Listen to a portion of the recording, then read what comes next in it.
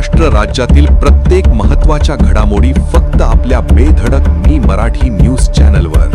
महाराष्ट्राचा बुलंद आवाज. नंदुरबार जिल्हा पुरवठा विभागाची मोठी कारवाई.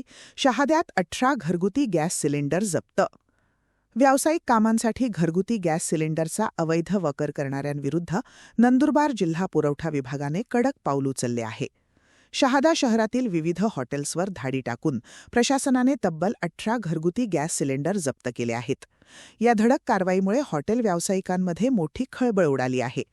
जिल्हाधिकारी डॉक्टर मिताली सेठी यांच्या मार्गदर्शनाखाली सहाय्यक जिल्हा पुरवठा अधिकारी विशाल भगत यांच्या नेतृत्वाखाली ही मोहीम राबवण्यात आली.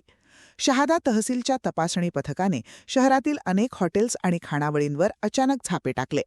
अनेक हॉटेल चालक व्यावसायिक सिलेंडरऐवजी स्वस्त दरातील घरगुती सिलेंडरचा वापर करत असल्याची गुप्त माहिती विभागाला मिळाली होती.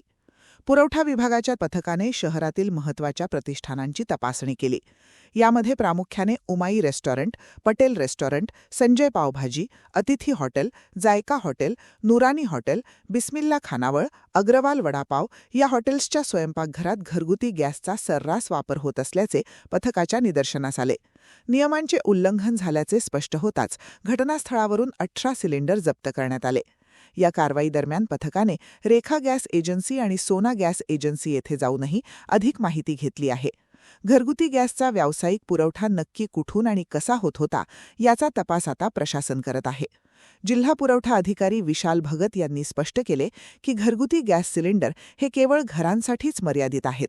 त्यांचा व्यावसायिक वापर करणे हा कायद्याने गुन्हा असून यामुळे सरकारी महसुलाचे मोठे नुकसान होते.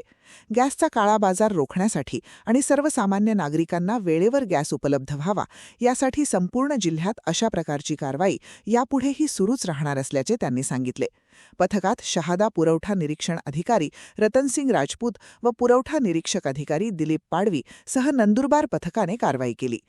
बेधडक मी मराठी न्यूजसाठी सुमित गिरासे, शहादा. अधिकारी नंदुरबार आज मिताली सेठी मॅडमच्या मान्य जिल्हाधिकारी मॅडम यांच्या मार्गदर्शनाखाली आणि दिलेल्या निर्देशाप्रमाणे तसेच जिल्हा पुरवठा अधिकारी श्री कैलास पवार सर यांनी दिलेल्या निर्देशाप्रमाणे आम्ही शहादा येथील 10 ठिकाणी दाडी मारल्या आणि त्या ठिकाणावरून वेगवेगळ्या ठिकाणी 1-2 असे सिलेंडर जप्त केलेत.